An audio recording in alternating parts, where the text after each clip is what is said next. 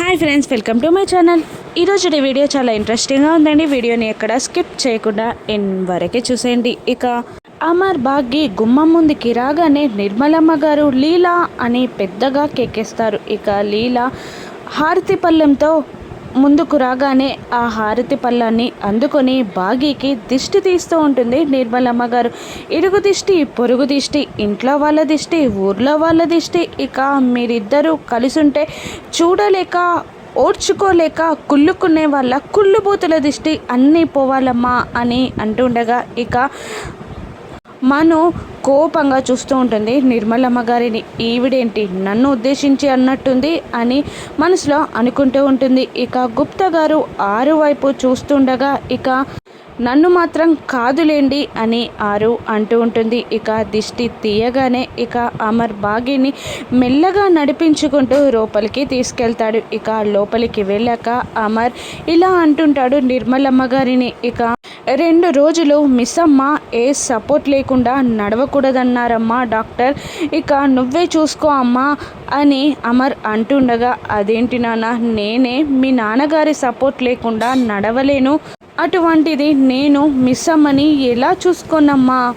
అని అమర్ని అంటూ ఉంటుంది నిర్మలమ్మ గారు. ఇక ఇక్కడుంటే మిస్ అమ్మని చూసుకునే బాధ్యత తనకి పడుతుందని ఇక మెల్లిగా జారుకుంటుంది మను. ఇక ఈలోపు లీలా ముందుకు వచ్చి నేను చూసుకుంటాను బాబుగారు, మిస్ అమ్మని పైకి జాగ్రత్తగా తీసుకెళ్తాను అని లీలా అంటుండగా ఇక అమర్ వాళ్ళ నాన్నగారు అమ్మగారు కోపంగా లీలాని నీకు ఇంకా వేరే పనులేం లేవా, వంట చేసావా, వంట చేయపో ఫస్ట్ అని వాళ్ళు తిట్టగానే అలాగే అమ్మగారు అని అంటూ లీలా లోపలికి వెళ్ళగానే ఇక అమర్ కోపంగా చూస్తూ ఉంటాడు. ఇప్పుడు అమర్ ని ఇలా అంటూ ఉంటాడు అమర్ వాళ్ళ నాన్నగారు.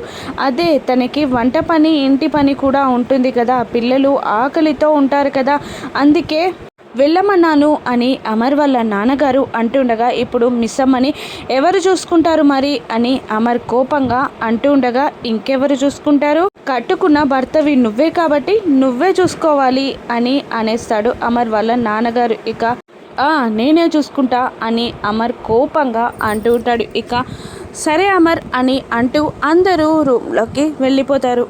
ఇంకా అమర్ భాగ్యని 2 చేతులతో ఎత్తుకుంటాడు. ఇక అది చూసి రూమ్ నుండి మను ఇలా అంటూ ఉంటుంది, చి అమర్ ఎత్తుకుంటాడని తెలుసుంటే నేనే పట్టుకుని తీసుకెళ్లేదాన్ని కదా అని అంటుండగా ఇక భాగ్యని ఎత్తుకున్న అమర్ని చూస్తూ నిర్మలమ్మ గారు అమర్ వాళ్ళ నాన్నగారు చాలా సంతోషపడుతూ ఉంటారు. ఇక ఆరు కుళ్ళుకుంటూ చెట్టు కిందికి వెళ్ళిపోతుంది. ఇక అమర్ భాగ్య ఇద్దరు ఒకరి కళ్ళలోకి ఒకరు చూసుకుంటూ ఉంటారు. ఇక అమర్ భాగ్యని ఎత్తుకొని స్టెప్స్ ఎక్కుతూ రూమ్లోకి వెళ్తూ ఉండగా ఇక గుప్తా గారు ఆరుని ఏడిపిస్తూ ఉంటారు. ఇక రూమ్లో ఏం జరుగుతుందో వెళ్ళి చూద్దాం పద బాలిక అని అంటూ ఉంటారు గుప్తా గారు. ఇక కోపంగా ఉంటుంది ఆరు, ఇక రూమ్లోకి వెళ్ళొద్దు, చూడొద్దు, శిక్ష పడుతుంది అని మీరే అన్నారు కదా, ఇప్పుడు మీరు ఎలా వెళ్తానంటున్నారు అని అంటుండగా అది అప్పుడు ఇప్పుడు కాదు కదా అని అనేస్తాడు గుప్తా గారు. ఇక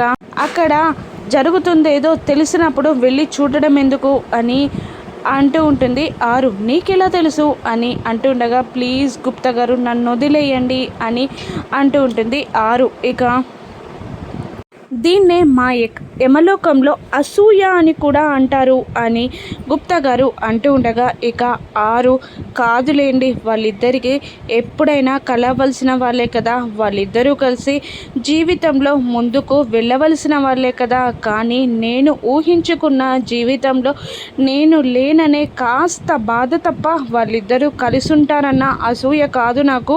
అయినా మా ఆయన నన్ను పూర్తిగా మర్చిపోతారు కదా, వాళ్ళిద్దరితో కలిసి కొత్త జీవితం స్టార్ట్ చేస్తారు కదా, నన్ను పూర్తిగా మర్చిపోతారు కదా, ఇది జరగాల్సిందే కదా అని ఆరు అంటూ ఉండగా ఇక ఆరు బాధపడుతుందని గ్రహించిన గుప్తా గారు కానీ నీ భర్త నిన్ను ఎప్పటికీ మర్చిపోడమ్మా, ఇన్నాళ్ళుగా 2 దేహాలుగా ఉన్న మీరిద్దరూ ఇప్పుడు ఒకే దేహంలోకి వెళ్ళిపోయారు. ఇక అతను కొత్త అడుగులు వేయడం, కొత్త జీవితం స్టార్ట్ చేయడం ఖచ్చితంగా జరుగుతుంది, కానీ నిన్ను మర్చిపోయి మాత్రం కాదు, నీ పతిదేవుడు నిన్ను గుండెల నిండా నింపుకొని నిన్ను తనలో కలుపుకొని నీతో కలిసి కొత్త అడుగు వేస్తాడు అని అంటుండగా ఇక ఆరు చాలా సంతోషపడుతూ ఉంటుంది. ఇక వెళ్దాం పద బాలిక అని అంటుండగా నాకు తెలిసినాక నేనెందుకు రావడం, మీరు వెళ్ళండి అని తోసేస్తుంది ఆరు గుప్తా గారిని. ఇక గుప్తా గారు వెళ్ళి కిటికీ దగ్గర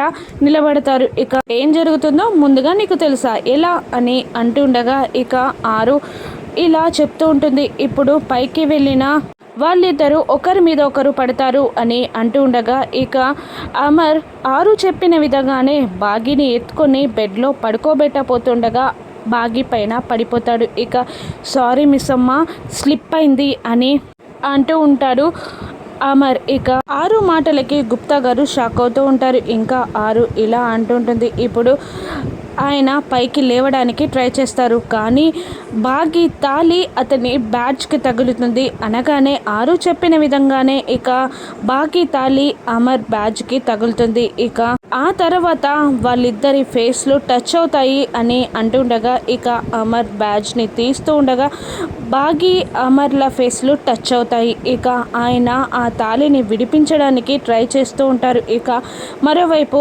అమర్ కూడా అలా ట్రై చేసి రాకపోవడంతో బాగి కళ్ళలోకి చూస్తూ ఉండగా బాగియే స్వయంగా తన తాలిని విడిపించుకుంటుంది. ఇక మెల్లిగా అమర్ పైకి లేచి ఒక దిండుని సెట్ చేసి బాగిని కూర్చోబెడతారు. ఇక బాగి కాళ్ళు మీద పెట్టి ఇక కాళ్ళ కింద దిండు పెడుతుండగా పర్లేదండి నేను చేసుకుంటాను అని అంటున్నా కూడా అమర్ వినకుండా బాగికి సేవలు చేస్తూ ఉంటాడు. ఇక థ్యాంక్ యూ అండి అని బాగి చెప్పగానే ఇక చిరునవ్వుతో అమర్ వెళ్ళిపోతాడు. ఇక మా వారికి థ్యాంక్ యూ చెప్పగానే చిరునవ్వుతో వెళ్ళిపోయారా అని ఆరు అడుగుతుండగా అవును, నువ్వు ఇంత ఖచ్చితంగా ఎలా చెప్తున్నావు అని అడుగుతూ ఉంటారు గుప్తా గారు. ఎక్స్పీరియన్స్ గుప్తా గారు, ఎక్స్పీరియన్స్ అని తల కొట్టుకుంటూ ఉంటుంది ఆరు. ఇక బాగి మనసులో ఇలా అనుకుంటూ ఉంటుంది, ఆయన సేవలు చేస్తుంటే చాలా బాగుంది, కానీ ఆయన్ని ఇబ్బంది పెట్టడం కరెక్ట్ కాదు అని బాగి మనసులో అనుకుంటూ ఉంటుంది. ఇక అమర్ వాళ్ళ నాన్నగారు హాల్లో కూర్చొని లీలా లీలా అని అరుస్తూ ఉంటాడు. ఇక లీలా రాగానే మీ ఊరికి చివరి బస్ ఎప్పుడుంది అని అడుగుతూ ఉంటాడు ఆయన. ఇంకో అరగంటలో ఉంది అని అంటుండగా నీ బట్టలు సర్దుకోవడానికి ఎంత టైం పడుతుంది అని అడుగుతూ ఉంటారు ఆయన. 4 చీరలు 4 నిమిషాల్లో సర్దుకోను అని లీలా అనగానే ఇక 4000 అక్కడ పక్కకి పెట్టి 4000 ఇస్తున్నాను, 4 నిమిషాల్లో సర్దుకొని ఇక నువ్వు ఇక్కడ నుండి 4 రోజుల పాటు ఊరికి వెళ్ళాలి రాథోడ్ కార్తీ అనగానే అలాగే సార్ అని రాథోడ్ అంటూ ఉంటాడు. ఇక 4 నిమిషాలు కాదు కదా 4 సెకండ్లో లీలా రెడీ అయిపోతుంది. ఇక లీలా వెళ్ళిపోగానే నిర్మలమ్మ గారు ఏం చేస్తున్నారండి మీరు, అసలే మిస్ అమ్మకి బాగాలేదు, తిని టాబ్లెట్స్ వేసుకోవాలి, పిల్లలు కూడా ఉన్నారు, ఆకలితో ఉంటారు, ఇప్పుడు వంట చేసేది ఎవరు, నన్ను చేయమనండి చెప్తాను మీ సంగతి అని కోపంగా అంటూ ఉంటుంది నిర్మలమ్మ గారు ఆయన్ని. ఇక ఆయన కూడా కోపంగా చూస్తూ ఉంటారు. ఇక అప్పుడే పిల్లలు కిందికి దిగి వచ్చి ఏంటి తాతయ్య ఇంకా డిన్నర్కి పిలవట్లేదు, ఆకలేస్తుంది, లీలా కూడా కనిపించట్లేదు, ఇంకా కిచెన్లో వంట కూడా చేసినట్టు లేరు అని అంటుండగా ఇక ఆయన సైలెంట్గా ఉంటారు. ఇక అమర్ కూడా కిందికే వస్తాడు. ఏంటి నాన్న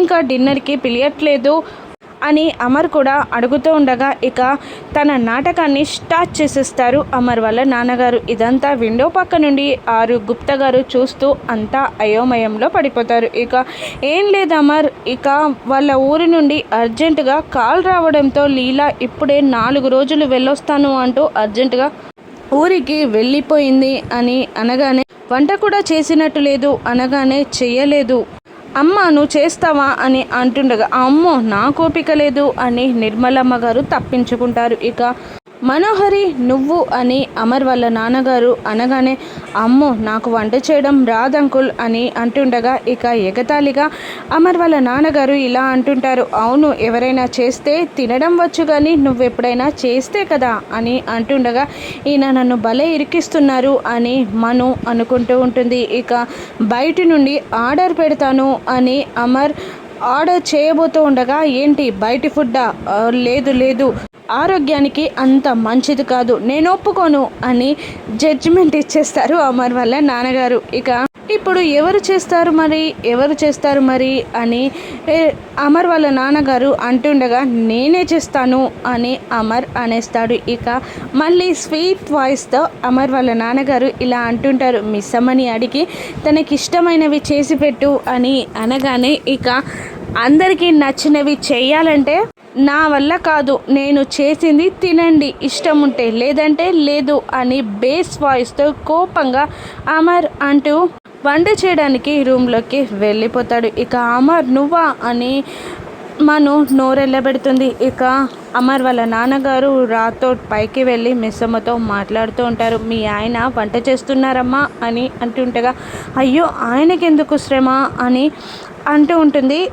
బాగి. ఇక లేదు, వంట చేయడమే కాదు స్వయంగా తానే తీసుకొచ్చి ప్రేమగా నీకు తినిపిస్తాడు అని అమర్ వాళ్ళ నాన్నగారు అంటుండగా అమ్మో ఆయన తినిపించడమా, వద్దులేండి మామయ్య అని అంటుండగా ఇక అమర్ వాళ్ళ నాన్నగారు ఇలా అంటుంటారు, ఎవరైనా భర్త సేవ చేస్తే వద్దంటారా అమ్మ, అలా వద్దనకూడదు, ఎంజాయ్ చేయాలి అని అంటూ అయినా భర్త సేవ చేస్తే ఎంత బాగుంటుందో నీకు తెలీదా అని అంటూ ఇది నా ఆర్డర్, వాడు తినిపిస్తున్నాడు నువ్వు తింటున్నావు, మరో మాట లేదు అని జడ్మెంట్ ఇచ్చేసి ఇక ఆయన కిందికి దిగొస్తూ ఉంటాడు. ఇక అమర్ టమాటాలు కట్ చేసి చక్కగా వంట చేస్తూ ఉంటాడు. ఇక ఆరు అది చూసి కాస్త కుళ్ళుకుంటూ ఉంటుంది. ఇక బాగి ఇలా అనుకుంటూ ఉంటుంది, నిజంగానే ఆయన సేవలు చేస్తుంటే చాలా బాగుంది, ఇంతకుముందు నేను పడకుండా గట్టిగా పట్టుకున్నారు, అప్పుడు తెలిసింది నేను పడిపోతానని, ఎలా ఆయనకి ఇబ్బంది అనిపించిందో, కానీ పాపం ఆయన ఇబ్బంది పడిపోతారే